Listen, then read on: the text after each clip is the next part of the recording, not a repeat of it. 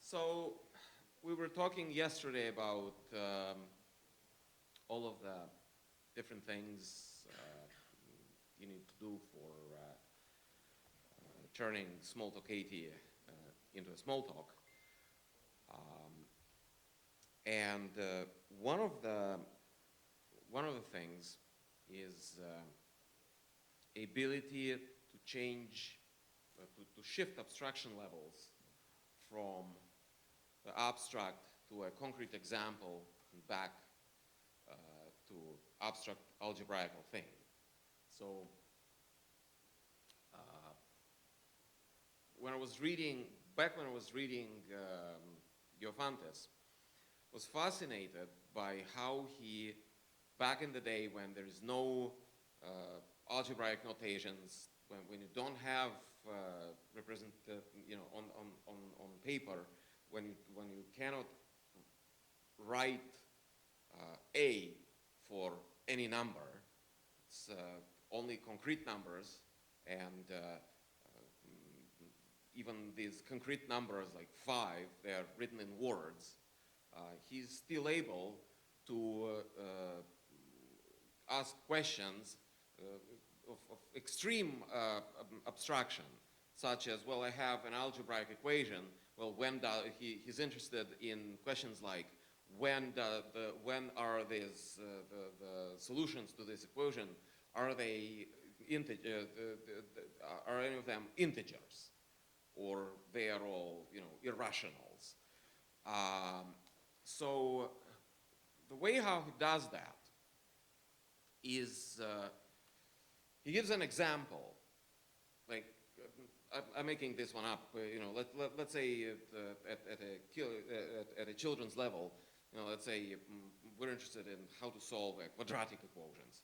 So he gives a very concrete equation. 5x squared plus 3x plus 1 equals 0. He gives an example of how to solve it, and then he asks the question, well, what if 5 equals not 5, but something else? So he doesn't go outside of, he doesn't have a concept of algebraic notation, but he just, like that famous joke about, 3 is less than 4, even for very large values of 3. Well, in Diofantes' book, this is not really true, because in Diofantes, 3 could be 10.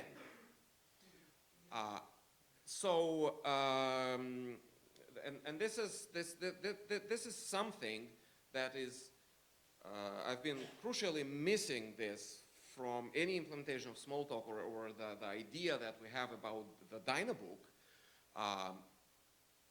in that we are only working with examples. So we had back in university, we had a class in gauge fields, and this famous Professor Rubakov, he was explaining things in such a way that you have this feeling that you are touching that gauge field, or holding it with the hands and can observe it, and you have it right there. And then there was this replacement professor, or the filling professor, when the big guy was away on a conference or something. And he also explained things, and he could, you could understand him, and what he was saying was perfectly fine. But I couldn't get out of this bothering sensation that we are just talking about the thing. We are writing these kind of same equations on the blackboard with the chalk, but the actual thing that we're talking about is not there. I'm not really touching it. And when talking about the Dynabook, we have Smalltalk, where we are constantly touching the thing, and then we're missing the abstract way of reasoning about things. Like, well, the guys in the other language communities, like ML, for example, has its own advantages, and Haskell has its own advantages. But the problem is, when you talk about debugging, they say, well, if you need to do debugging, then you're doing something wrong. You don't need to touch the thing. You don't have a need to debug. If you need to touch the thing that you're trying to understand, then you are just not doing your mathematics correctly. That is completely wrong, because I have to twist the thing in my head and imagine the thing before I understand what an ML guy is talking about. But then, the way how we do it in Smalltalk, well, we're forced to for example, we're stuck with things like tests, where, well, you start executing a test and you step through it and you say, oh, okay, well, this is an example, and this is how it works. And if I want to do, well, what other scenario, I just do another test, and here is another input, which is concrete input into the system. And on this other input, I again say, oh, okay, yeah, I see how it works. But when you do something as general and abstract as when you are building a VM, you need actual guarantees that your stuff not just appears to work, but it actually works on all inputs. So tests do not provide that, because there's no way to see. They can only show you that there is a bug if there is a bug, but they cannot show you that there is no bug. So for that, you need formal verification of what's going on. And we have been building this for a while, and now we have a mathematical foundation that we can do this kind of proof. So I can have the VM, and it's simulated inside Smalltalk, but it's not just simulated in a concrete example. You symbolically execute the VM, you give it a symbolic input, and at the end you see that what it computes is actually correct, because, well, you go through a prover, and you come back with a lack of a counterexample. All this thing is actually available right now, and I don't know if you guys want to actually follow along with all of the examples. You might, if you want. If this is going to project. Yeah. Yes. So this is the GitHub repo, Shingarov / machine arithmetic, and what we've done, we are using the Z3 SMT solver for Microsoft to distill the verification condition too, and we use that for the actual proof part. And we've built a bunch of stuff on top of that, and I will show you how exactly ours is much higher level than Z3 itself. And basically, you don't really need even to explicitly, you just run that in Faro or Virba, you just execute that in your in a workspace, and it loads everything needed into your image, and you can start playing with things. Or if you want to do everything from a fresh image, you can follow this building instruction, and it will gradually build things. So what is it that we are trying to express?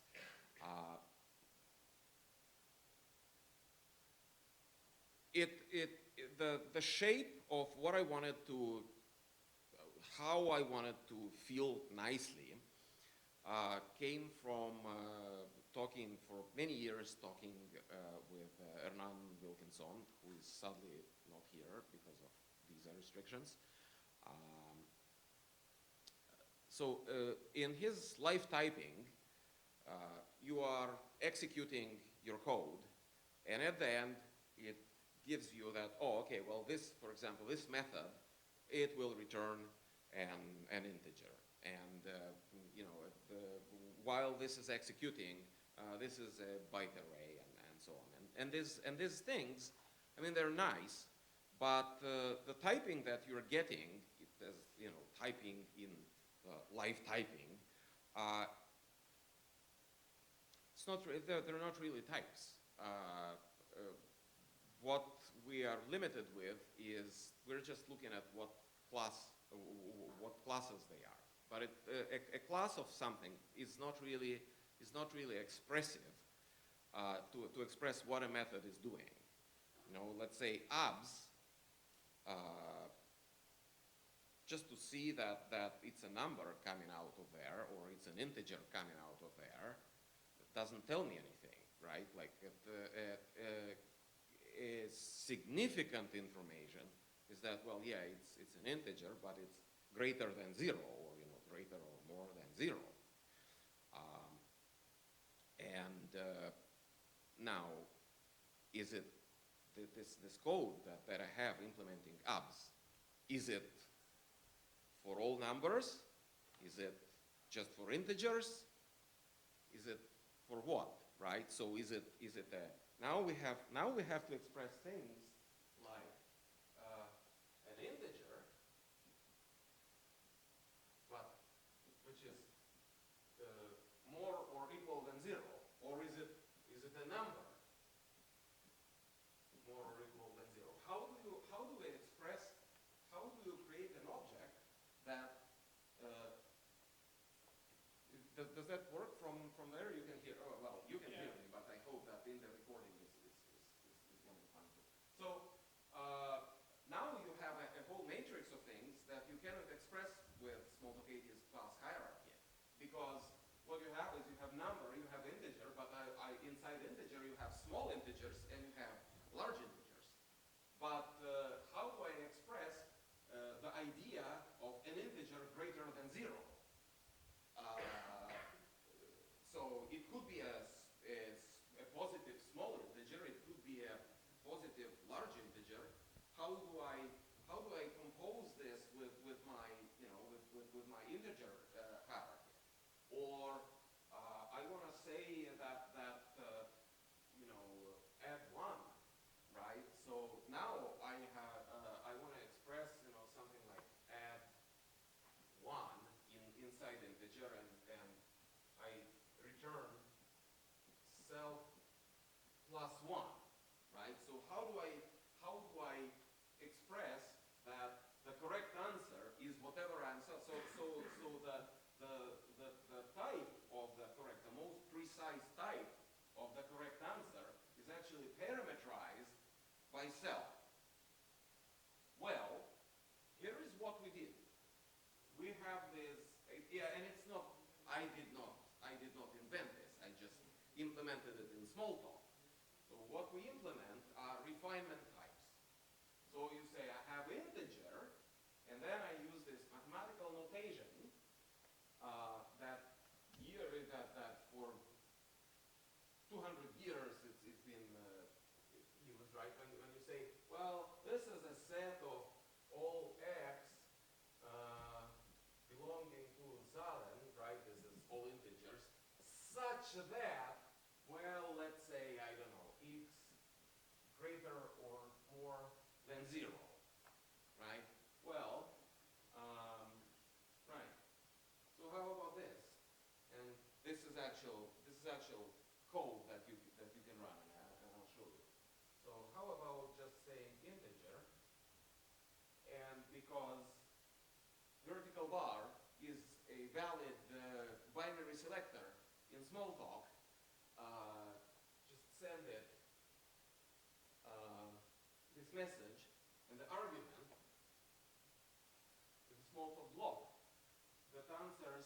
true if this guy is greater than 0, or false if he is less than 0.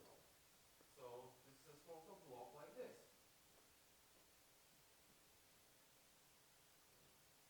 Smalltalk block like this. Right?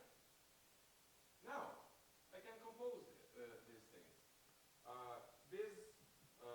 The protocol, I call this a shallow refinement, and I'll explain why I call it shallow. But it's a set. I can do anything that I can ask a set about. I can ask for give me all elements, and when I iterate, it's gonna give me a stream of elements. It's gonna be a stream. I can intersect. So if I'm interested in integers between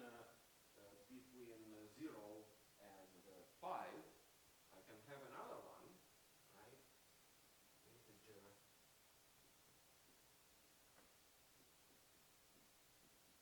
less than 5, and we put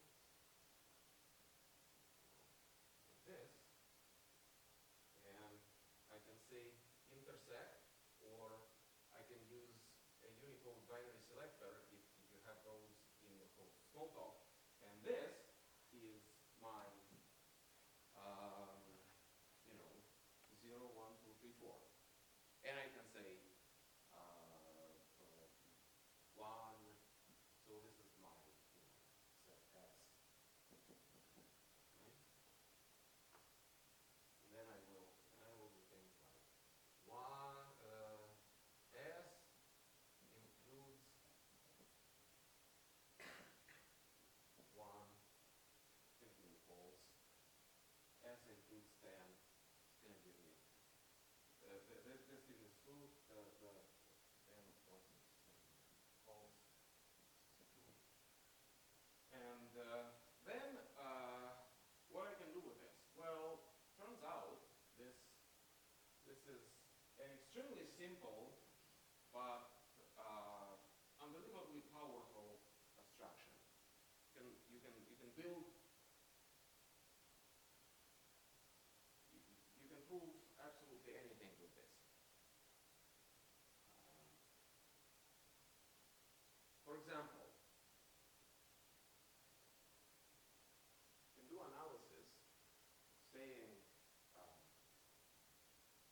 so that a square is always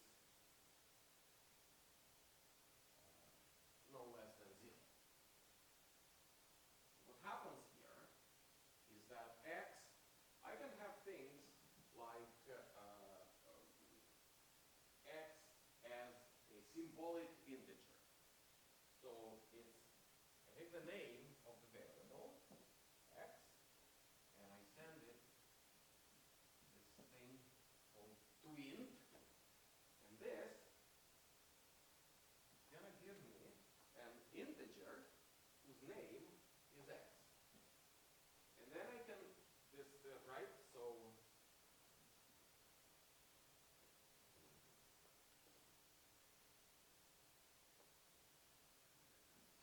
here,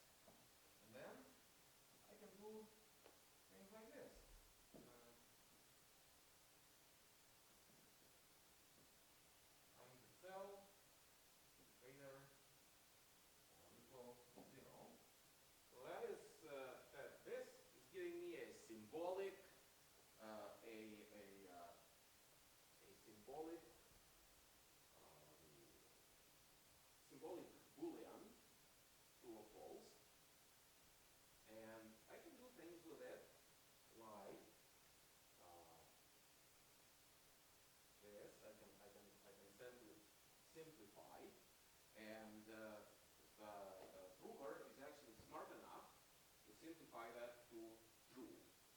Or I can say solver prove valid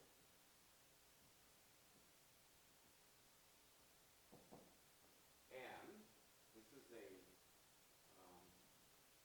it's an argument to this guy and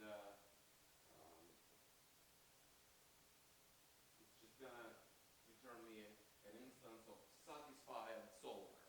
Well, what if I say greater than 0?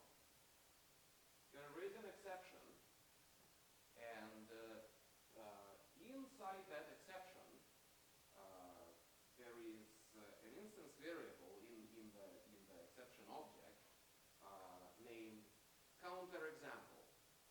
And inside that counter example will give me x equals 0. It tried to prove that this guy is always greater than 0 and found that, oh shit, what if x equals 0? And as a programmer, or as the automatic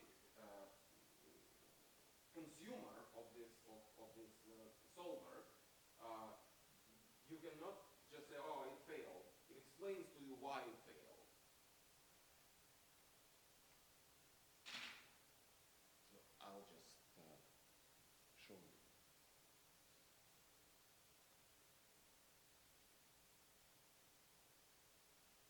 So, what happened?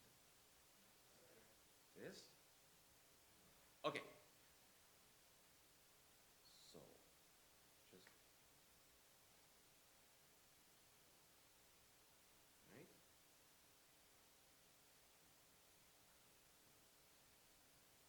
Well, now, we have a little bit of an integration problem that we haven't solved yet. We have separately integer, which is the host Pharaoh's class integer, and we have our own int, which is like our integers, and we coerce between them automatically, but they're not the same, like bona fide class. So, and we off that thing, that has a sort, and actually you don't need that. You just need the name of the guy, and to int is gonna make it the right thing. And then Z3 solver prove valid, and what I want to prove is that x times itself is greater than 0. Right? And if I do that,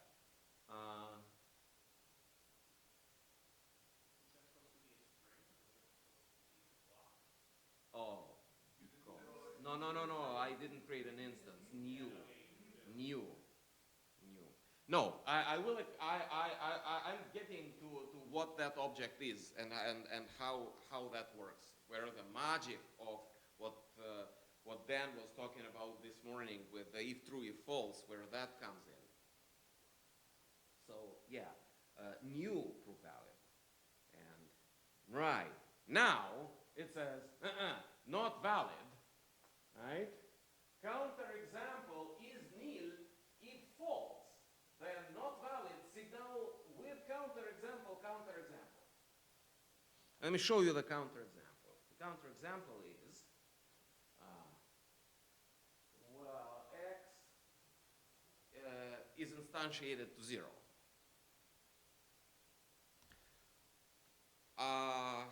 So that's just the interface to the Z3 SMT solver in a nutshell. But it does much more than this, because this is only shallow. You can only prove shallow theorems with this, and shallow means if you are within the decidable fragment of the logic, because even first order logic is in general undecidable. So if you if you ask certain questions, whether this is true or not, there are certain propositions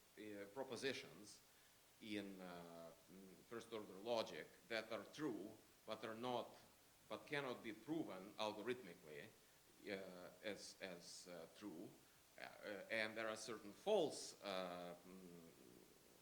propositions that are false, but you cannot prove mechanically or algorithmically that they're false.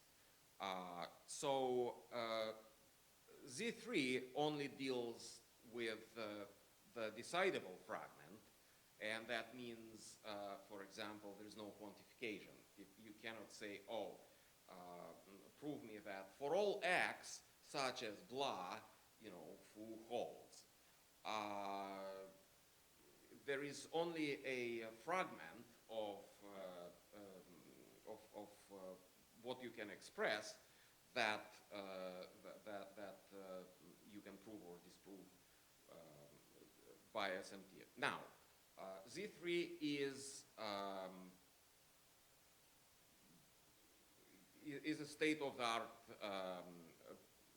solver in the sense that in many cases you can help it, or in many cases it can solve things for you that are, generally speaking, outside of the decidable fragment, but that is not reliable in the sense that either you have to give it a lot of human help.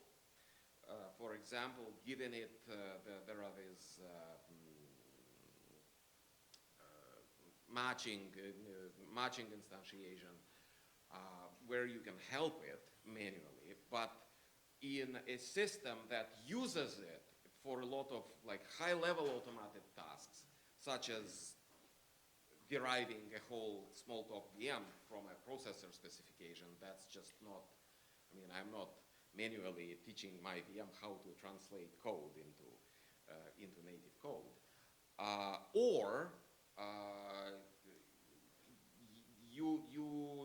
You do not expect, you do not know what to expect. Sometimes it might find a solution, or sometimes it might go into an infinite cycle, and it's an area of research that they are getting better at, but in principle, you can only be kind of approximately, somewhat, heuristically helpful.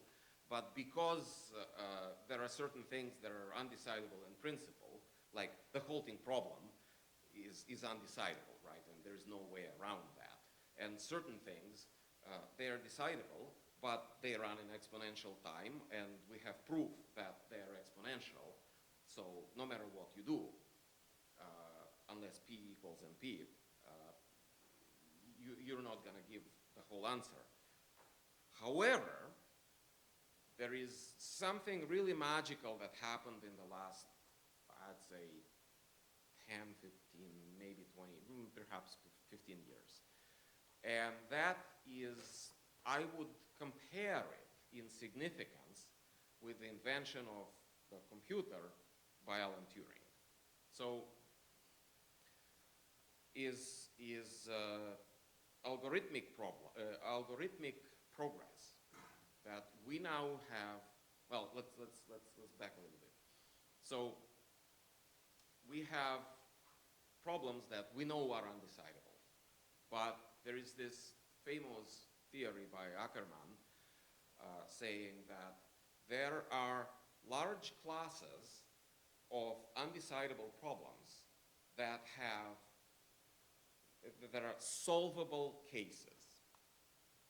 So the fact that I cannot build an algorithm that I'm going to take a halting problem, right, that I'm going to take some kind of procedure and will always give me the answer whether this loops forever or comes to completion, that this is not possible in principle, doesn't mean that in practice I cannot do anything like that, because it's only some pathological cases that make the Turing theorem true.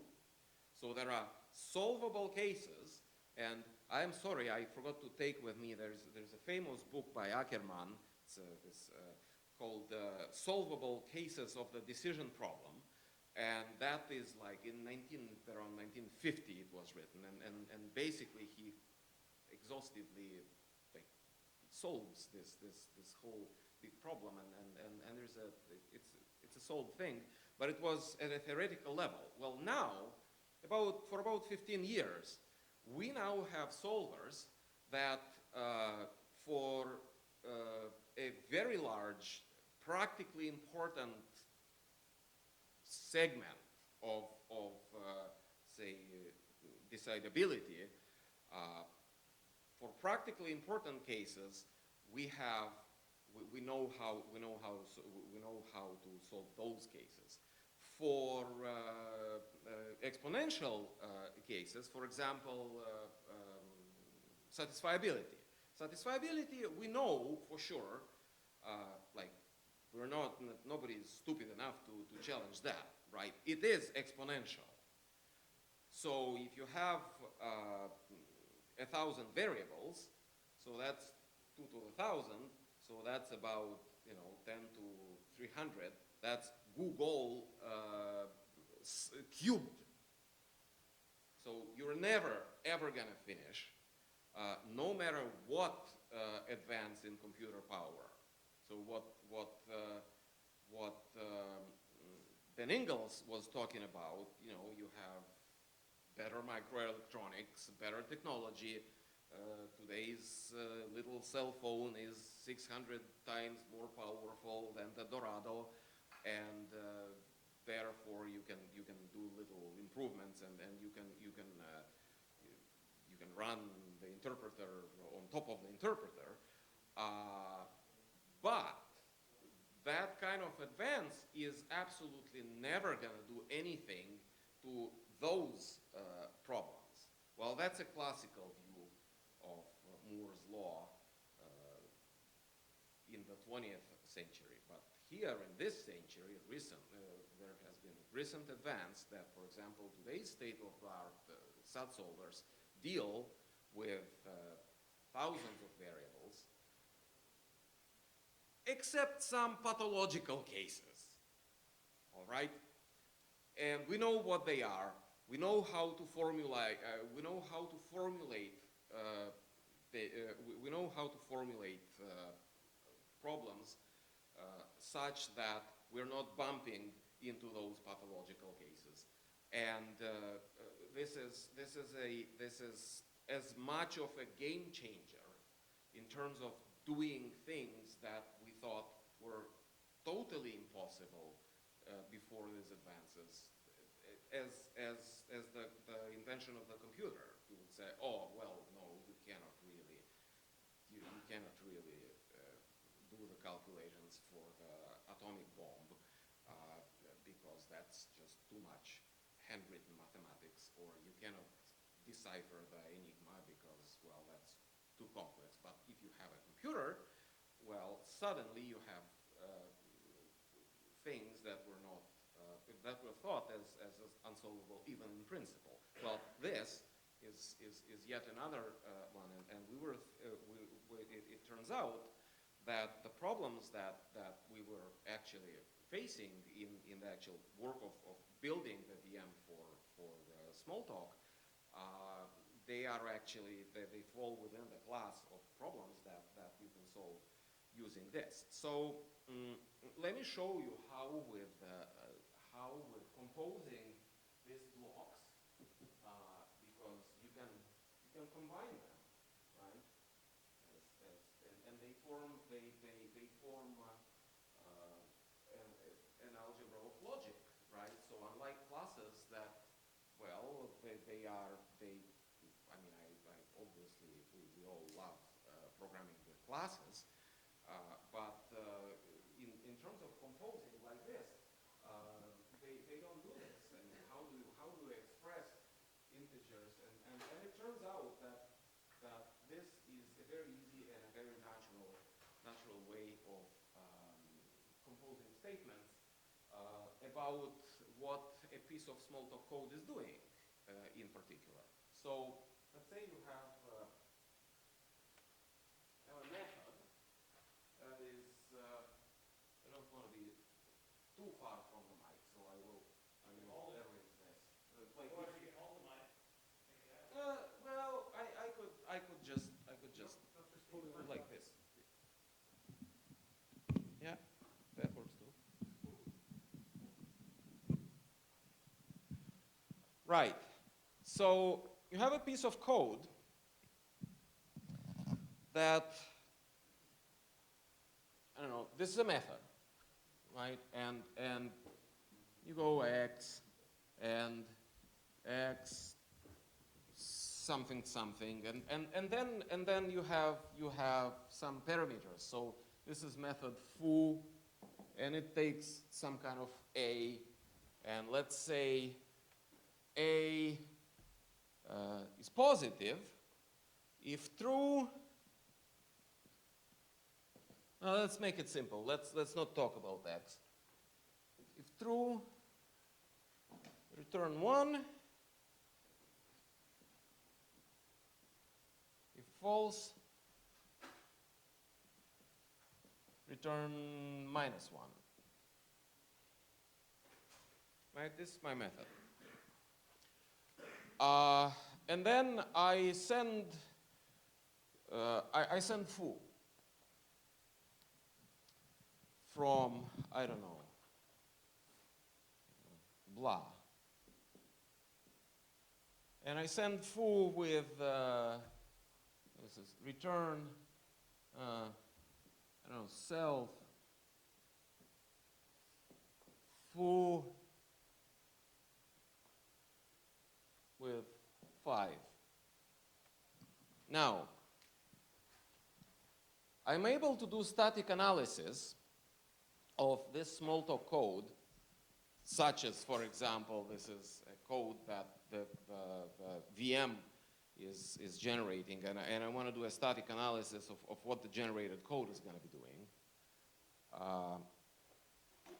So how do I prove that the result of blah is always 1? Well, I have an abstract interpretation engine built on top of this notation, which is part of this same machine arithmetic package. So what it does is it treats these things as symbolic. So this is a int, right? So it would be a to int. Did I? Yeah, here, right? So it's a to int, and then I perform a greater than 0, and that gives me a symbolic Boolean, which is symbolically true if a is greater than 0, and symbolically false if it is not greater than 0. And then the magic of objects, right?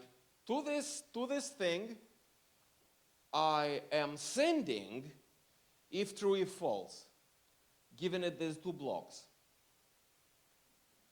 And it constructs, it unfolds, right? It constructs an AST, which, depending on this, has 2 branches, ending up in 1 or -1.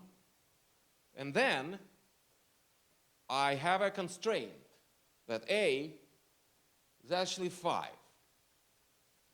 Now, how about this? Greater than 0. Okay? That A is constrained to actually be 5.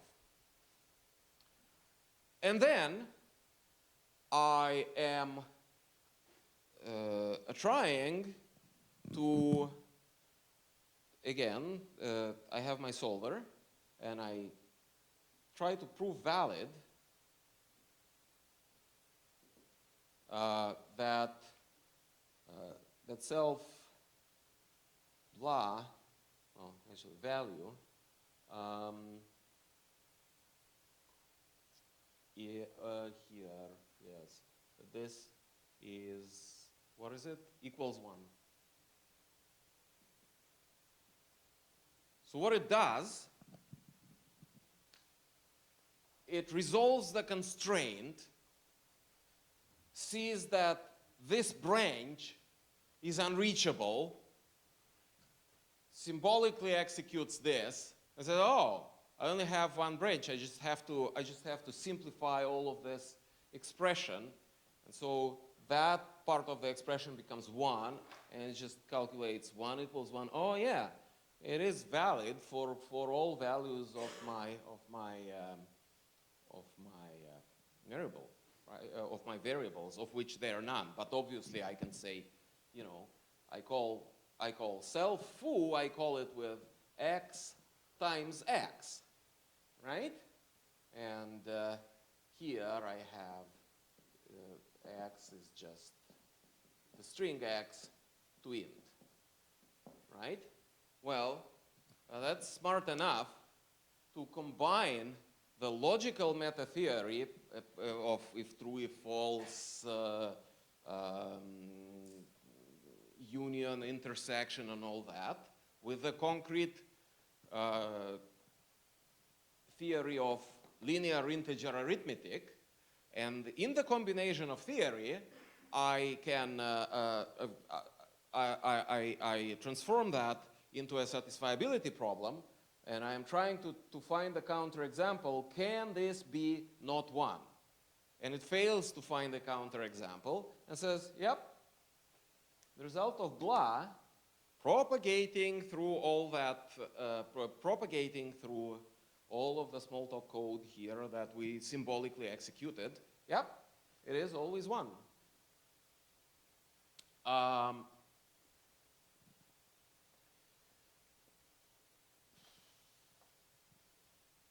This is not enough.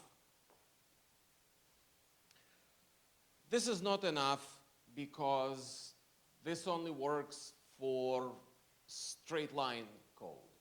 Straight line means doesn't have loops. But to be interesting, did you raise your hand then? No, it was just, okay. To be interesting, you need to be able to traverse recursive structures.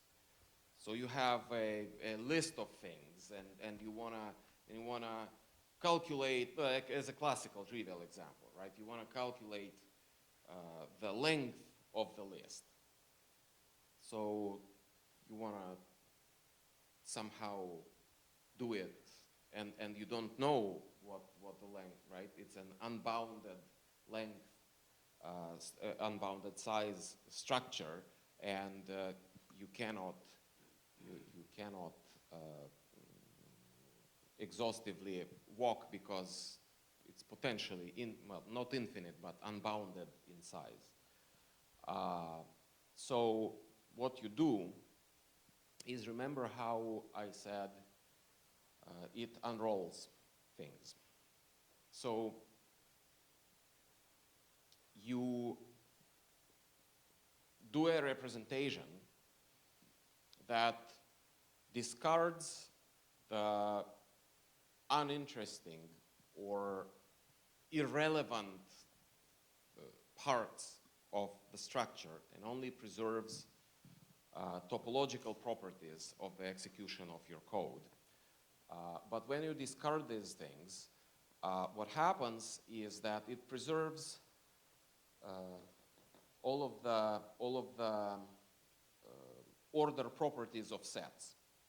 So your intersections of sets is going to map to intersections of sets. Your unions are going to map to unions. Your set membership is going to be preserved. So if this member equals to this member, it's going to be okay. Well, you know, it's going to correspond to equal, and set membership is going to be preserved.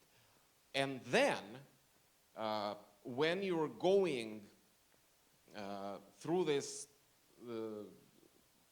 space of actual states of the problem, of the program when it is executed, when you are abstracting and you are ending your trajectory in the state space, eventually collapses into a fixed point. When you unfold the computation, so you unfold it, it may go into infinity here, or being unbounded, but the invariant that you're looking for, that you had the correct, so it's induction, right? So you are preserving the invariant at every step you unfold, but in the abstract interpretation space, every unfolding step is gonna end up in the same state. So your program may be going like this, but in the abstract space, well, maybe initially go like this, but then what you're gonna go is gonna go always like this. So the complexity does not increase in an unbounded way. The complexity, you're always at one point. And when you have reached this point, is then you have a verification condition that you can throw at the SMT solver, and he is gonna, dependent on whether there is a counterexample or not, he's gonna say whether your program is, well, basically what we're doing is type checking here, so he's gonna say safe or unsafe. So for competing with other guys who are doing somewhat similar things, and to be able to show my results in outside of Smalltalk conferences and do this in their conferences, I like running other people's benchmarks and test suites. So one other community who is doing similar technology based on refinement types are the Liquid Haskell guys. And they have a little DSL for modeling, toy programs. It's called, let me show you, it's called Sprite. And in machine arithmetic, in order to be able to compete in their competitions, I have a tiny,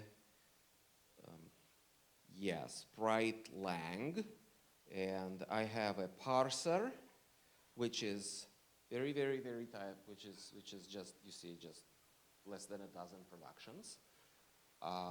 And here is their thing. So here are their tests, and they're interesting. They are, so this is the positive test. And for example, something like what for example, no, that's,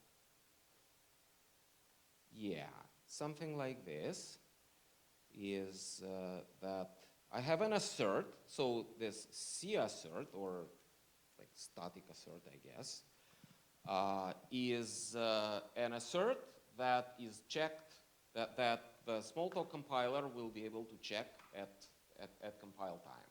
So it's a condition that if it is tautologically true, then the assert will succeed.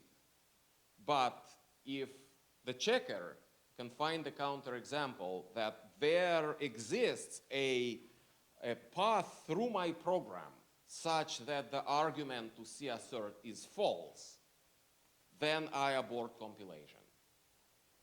And here you have interesting example. Basically, what I gave you here, right? So if you fail inside apps and your implementation of apps is incorrect, then you have a spec for apps that says that something, right? So here is where SMT solvers, Z3 or any other SMT solver is not enough. It doesn't know how to solve this, because in order to be what the system has to do is that you have to prove the correctness of intermediate results. And if you do program verification in the classical Floyd-Horst style, you have to annotate, you have to manually annotate all of the invariant points. So if you are calling functions inside the main program, well, you have to specify what are the preconditions and postconditions of that called functions. So classical Floyd-Horst cannot deduce all the intermediate invariant. Like, for example, here, well, in order to be able to assert OK on here, well, I need to know that abs is a function that computes a non-negative int. How do I make the system infer that? See, I highlighted that question mark there. I want the system to be automatically infer that question mark should be x greater or 0. And that is something that, well, has been known for a very, very long time, how to do that. So instead of just satisfiability, on top of that, you build a Horn solver, and a Horn clause is a clause that let me explain. So you have some sort of, you know, like your P and your condition is something that you have to do A of X, you know, and or union, if we're talking about sets, the B of X, right? But you don't know what these are. So you say, well, these are actually, you know, you put a hole inside here. There's a black hole here. There's a hole here. And if these holes are in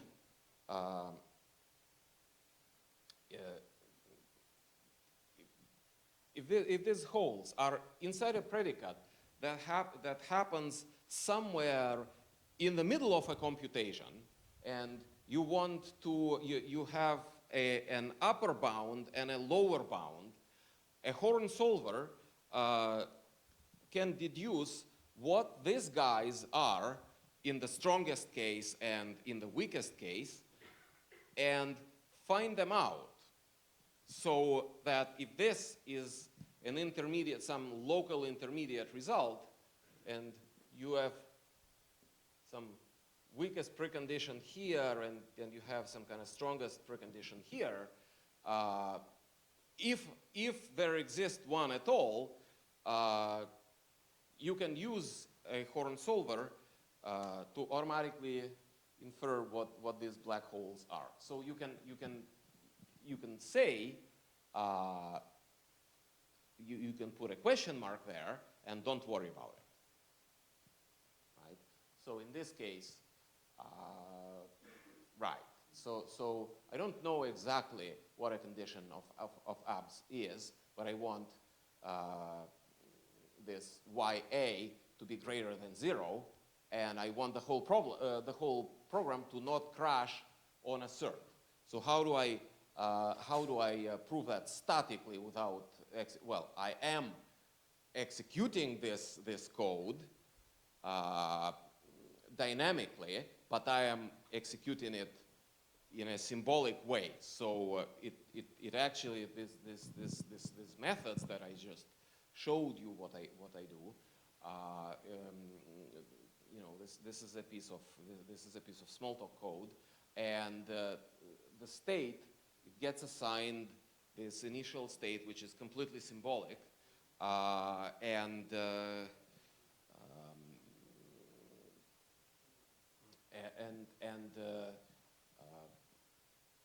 I use the Horn solver to synthesize that intermediate verification condition, and then the verification condition I give again to the SMT solver, and if I run this, because this is greater than 0, and you see the implementation of abs is actually correct, right? So if I didn't know what was inside abs, then I couldn't prove that it produces the correct result, right? But even though I don't know what the contract of abs is, I can just infer it and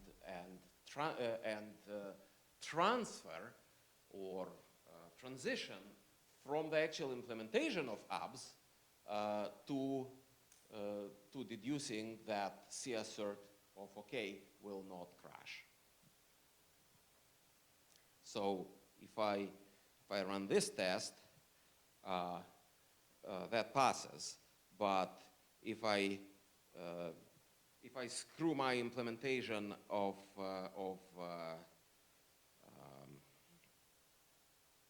abs, let's say I go x minus 1, well then if x equals 0, then the result will be minus 1, and then OK is not necessarily be compute to true.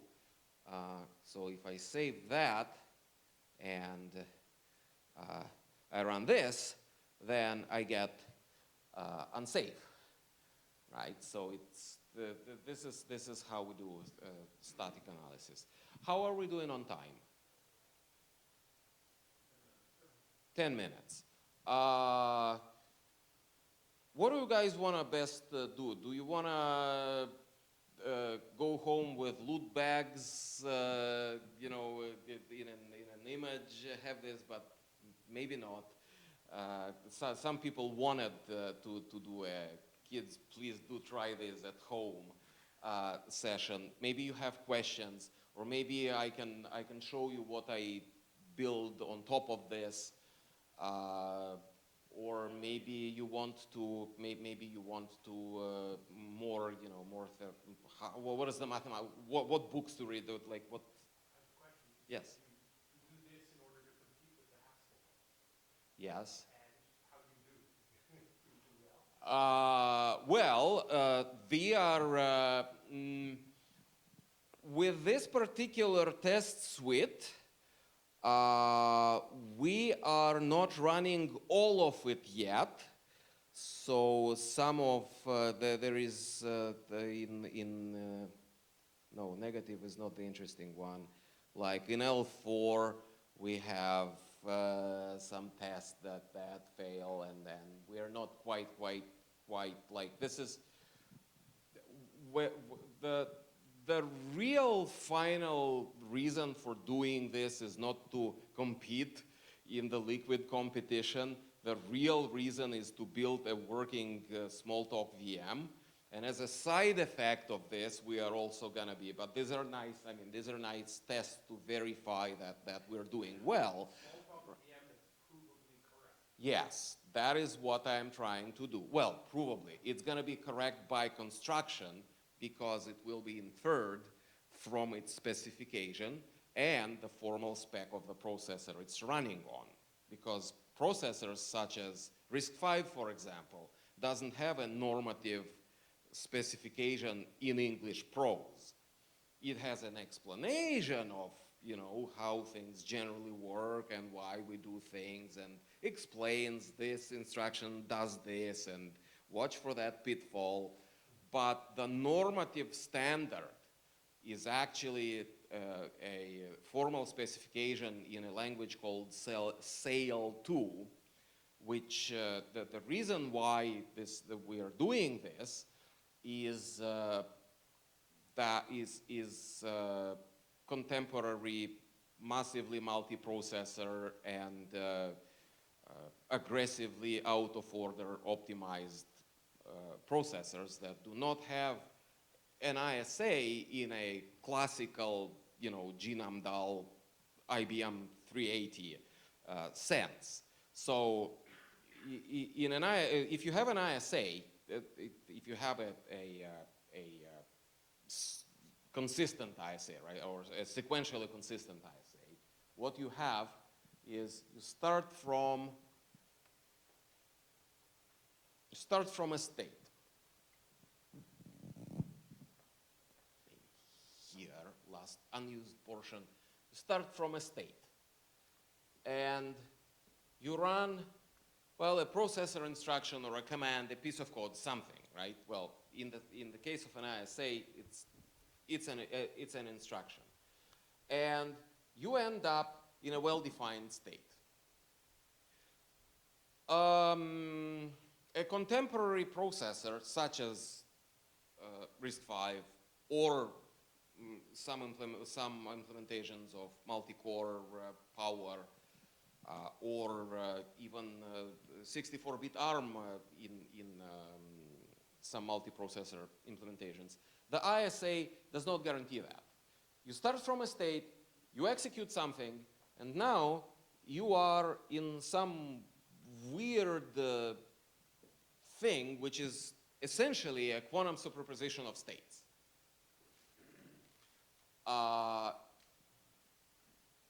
The spec does not tell you exactly what is happening here, because you may have several instructions in flight, reorder buffers.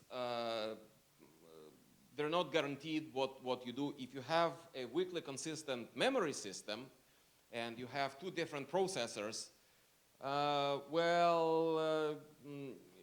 you don't know.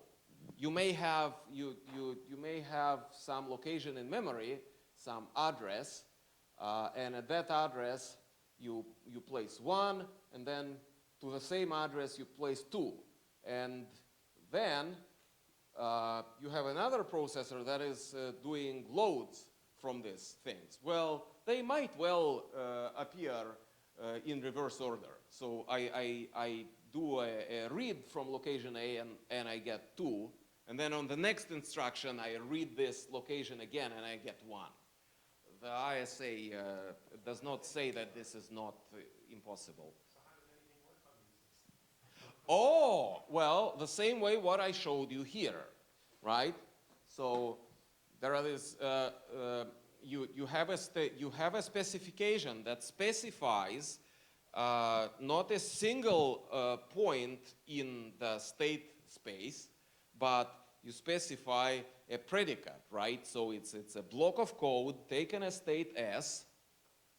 It's a block of code taken as state S. So this is this class, instead of integer, now becomes processor state. Right? I'm making stuff up for the sake of explanation, right? And it takes a state, little s, and it says whether it is permissible under the ISA rules or it is not permissible. Can the processor do this or not? And you end up with this set of of processor states allowed by the ISA. And then you have this thing, right? So you start from a state or from some kind of set of states. You are here. And then the dynamical law, your laws of physics, as Dave Buck was talking about, you move right? To sum across this state, and what you have is the shape of where you can be is changing. Or if we're doing a time diagram, so this would be your state vertically. Can I have a real marker? I had another one here. Maybe this works better. So this, oh yeah, this is much better. So these are your states, and this is time. This is state. So you have some kind of evolution of where you want to be, and what you want to prove is that there is like a green thing that like a green path, and outside everything outside is red. So what you want to prove is that you are inside, that the actual dynamical behavior is inside of this allowable green thing. And in general, to exactly calculate what this is undecidable because of Turing's halting. But if you leave wide enough margins, you cannot calculate this exactly. But in language of epsilon delta, you can have within any epsilon of precision, you can say, yeah, I'm okay. And this is how optimizing compilers have been working for decades now. I mean, there's nothing new. I'm just implementing. I'm taking very, very old books on how optimizing compilers for that sort of architectures work, and I'm just implementing them in Smalltalk. It's almost like asking how much is 2 plus 2 and saying, what would you like it to be? Well, yes, we are. Yeah. Very large values of 4. For sufficiently large values of 3 is greater than 4. Yes. Yes. Yes. So Boris, you focus very much on arithmetics. Yes. Would it also be possible to do this on data types? Let's say I have in Smalltalk, say as a computation, it uses a population method. Mm-hmm. Want to know, is there a state where the method might try to store the wrong data type in my data type? Oh yes. Oh yes. Yes. Absolutely. Totally.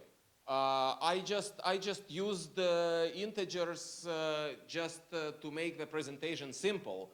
But of course, well, first of all, in a processor, you're mostly dealing with bit vectors of the register size. And then you're actually dealing with complex data structures. And the nice thing about it, as I said, the nicest thing about this, that these things compose. You can have all kinds of like arbitrarily complex data types, and it's just yeah. So what's the standard? Do you interact with the refactoring browser?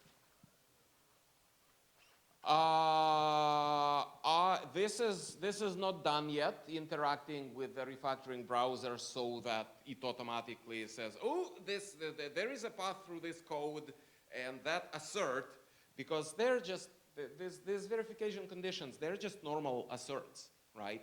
We just execute like we just execute Smalltalk code like normal Smalltalk code.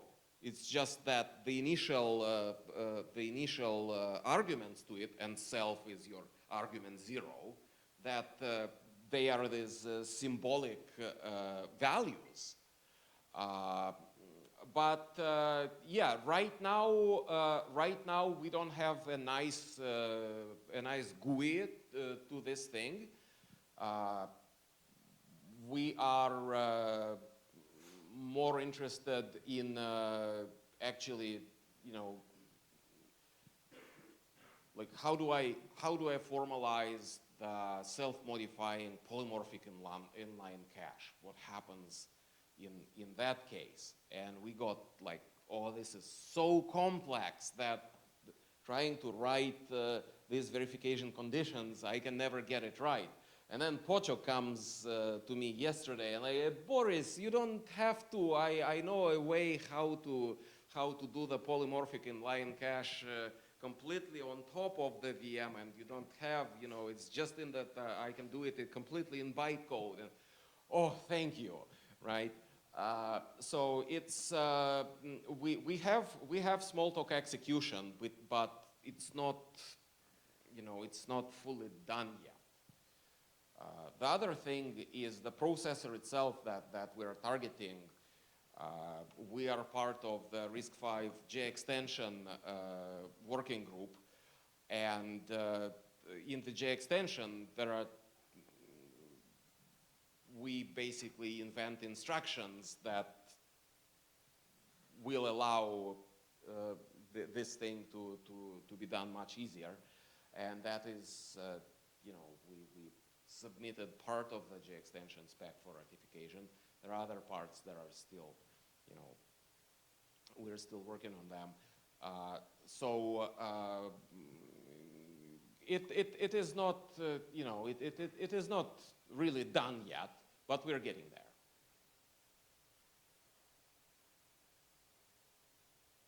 Any other questions?